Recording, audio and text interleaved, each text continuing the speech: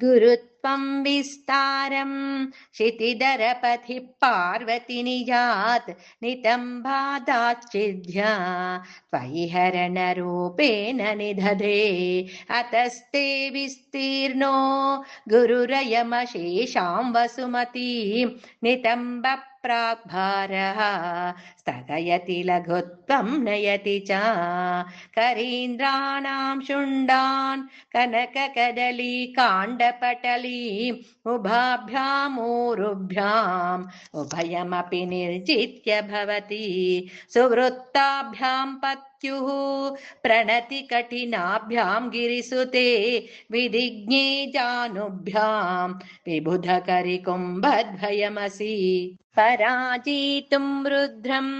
द्विगुणशरगर्भौ गिरिसुते निषङ्गौ जङ्गेते विषमविशिखो बाढमकृता यदग्रे दृश्यन्ते दशशरफलाः पादयुगली नकाग्रच्छद्मानः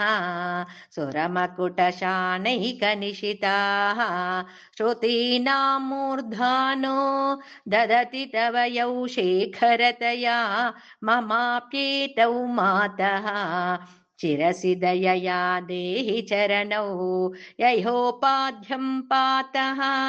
पशुपति जटा जूटतटिनी ययोर्लाक्षा लक्ष्मीः अरुणहरिचूडामणिरुचिः नमो वाकं ब्रूमो नयनरमणीयाय पदयोः तवास्मै द्वन्द्वाय स्फुटरुचिरसालक्तकवते असूयत्यत्यन्तं यदभिहननाय स्पृहयते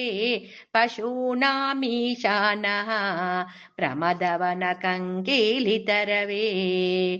मृषा कृत्वा गोत्रा स्खलनमतपैलक्षणमितम् ललाटे भर्तारं चरणकमले ताडयति ते चिरादन्तशल्यं दहनकृतमुन्मूलितवता तुलाकोटिक्वाणैः किलिकिलितमीशानरिपुणा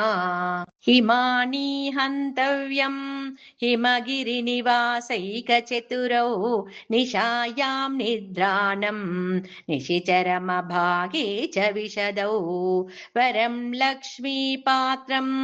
श्रियमतिसृजन्तौ समयिनां सरोजं त्वत्पादौ जननि जयतश्चित्रमिह किं पदन्ते कीर्तीनां प्रपदमपदं देवि विपदां कथं नीतं सद्भिः कठिनकमटीकर्परतुलां कथं वा पाणिभ्याम् उपयमनकाले पुरभिदा यदा दायन्यस्तं दृशदि दयमानेन मनसा नकैर्नाकश्रीणां करकमलसङ्कोचशशिभिः तरूणां दिव्यानां हसत इव ते चण्डिचरणौ फलानि स्वस्तिभ्यः किसलयकराग्रेण ददतां दरिद्रेभ्यो भद्रां श्रियमनिशमह्नाय ददतौ ददाने दीनेभ्यः श्रियमनिशमाशानुसदृशीम् अमन्दं सौन्दर्य प्रकरमकरन्दं विकिरति तवास्मिन् मन्दारा स्तभकसुभगे यातु चरणे निमज्जन्मज्जीवः करणचरणश्चरणताम्।